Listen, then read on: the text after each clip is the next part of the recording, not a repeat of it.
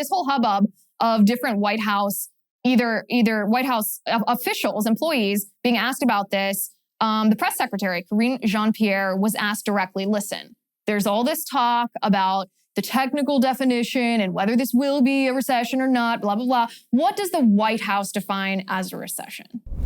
And what is exactly the White House's definition of a recession?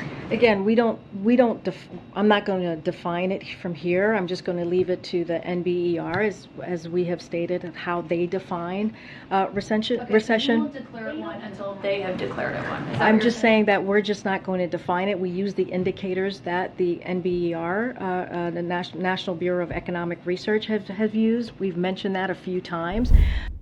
Oh, we are not going to define it. So not defining it in this situation is her way of redefining it, because otherwise she would just say, well, a recession is 2 consecutive quarters of negative economic growth. If the GDP contracts for 2 quarters consecutively, that's a recession. That's what's commonly known as a recession. By saying that we're not going to define it, that is their way of redefining this word. So why is this? Why do the Democrats do this? Why does the left try to redefine words? Why do they try to obliterate the commonly held understanding of what a thing is and then tell us that the thing is something different than what we understand the thing to be?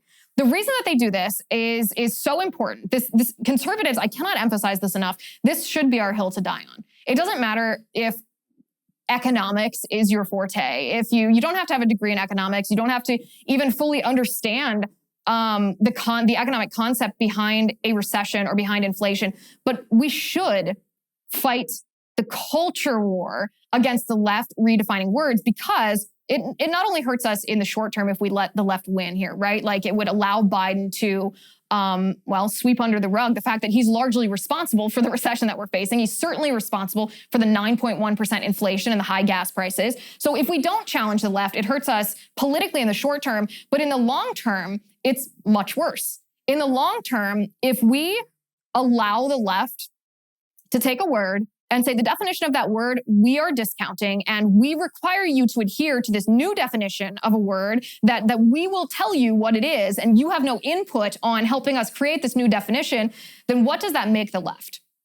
It actually makes them the arbiter of truth, because they are telling us that what we believed to be true, the definition of a recession, for example, but you can use any number of this, the definition of healthcare, the definition of life, the definition of a fetus, the definition of man, the definition of woman, the definition of free speech versus the definition of violence, any number of things.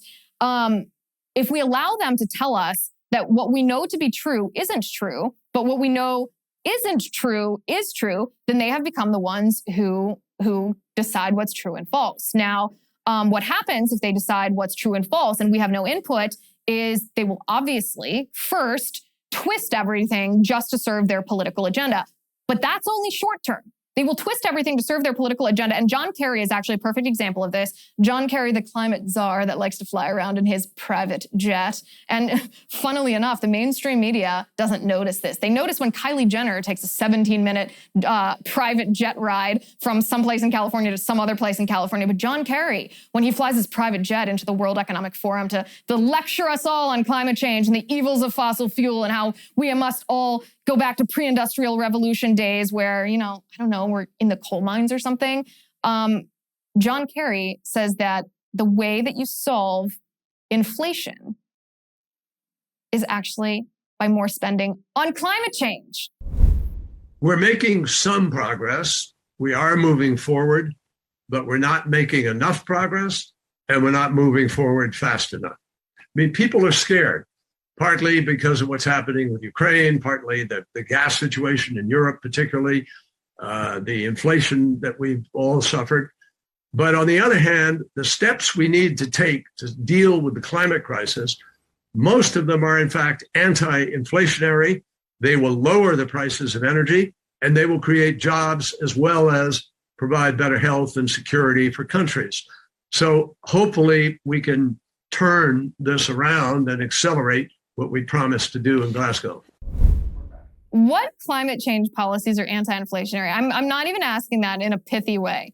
Which policies that the left is prescribing or proposing that would whatever, I'll accept their premise for a second, fix climate change, which policies are actually anti-inflationary policies? Because all of the policies that I can think of, not just divesting, but abolishing the use of fossil fuels, that obviously increases energy prices, which has a terrible effect on inflation, banning air travel, banning gasoline-powered vehicles, increases gasoline prices if you stop fracking, if you stop drilling for oil, if you start relying on foreign nations like Russia or Saudi Arabia for the oil that you will inevitably have to use, even if you have transitioned to electric vehicles. The Green New Deal with Medicare for all and a universal basic income, all of these policies that are supposedly tied to climate change, which John Kerry has espoused, has supported, is advocating for, which of these actually helps fight inflation? Which of these helps lower energy prices? Because